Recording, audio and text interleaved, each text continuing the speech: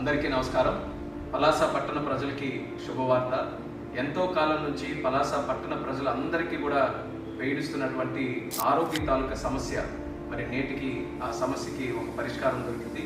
కేంద్ర ప్రభుత్వం అంగీకరించి సుమారు 46 కోట్ల రూపాయలకి రీఎస్టిమేషన్కి మనం ఏదైతే కేంద్రానికి పంపించామో దానికి అంగీకరించి మిగిలినటువంటి పనులన్నీ కూడా కేంద్రం ముఖ్యంగా రైల్వే తన బడ్జెట్లో నుంచే ఖర్చు పెట్టి ఆ పనులు పూర్తి చేస్తామని రైల్వే మినిస్టర్ గారు దానికి అంగీకరిస్తూ ఒక లేఖ కూడా రాయడం జరిగింది. మరి ఒక శుభవార్త పలాస పట్టణ ప్రజలందరితో కూడా ఈ సందర్భంగా మీ అందరితో పంచుకుంటున్నాను.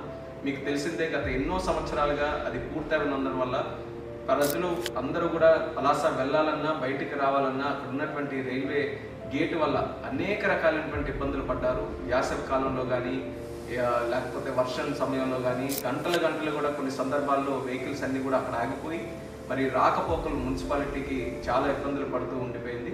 మరి అటువంటి సమస్య మన ప్రభుత్వం ఏర్పడిన వెంటనే ఎట్టి పరిస్థితుల్లో దానికి ఒక పరిష్కారం అందించాలని మరి స్థానిక ఎమ్మెల్యే శిరీష్ అక్క గారు అలాగే నేను ఒకసారి ఢిల్లీ కూడా వెళ్ళి రైల్వే మంత్రి గారు కూడా కలిసి రిక్వెస్ట్ చేశాం.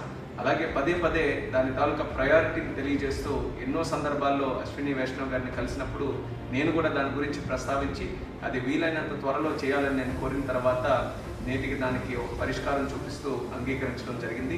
మరి రైల్వే మినిస్టర్ అశ్విని వైష్ణవ్ గారు కూడా ప్రత్యేక ధన్యవాదాలు మా పలాస ప్రజల తరఫున ఆయన కూడా తెలియజేసుకుంటూ వీలైనంత త్వరగా ఆ పనులు కూడా ప్రారంభించి అది మంచి క్వాలిటీతో ఆ బ్రిడ్జ్ని కూడా పూర్తి చేసి పలాస పట్టణ ప్రజలకి ఒక బహుమతిగా అందజేస్తామని కూడా ఈ సందర్భంగా తెలియజేస్తున్నాను.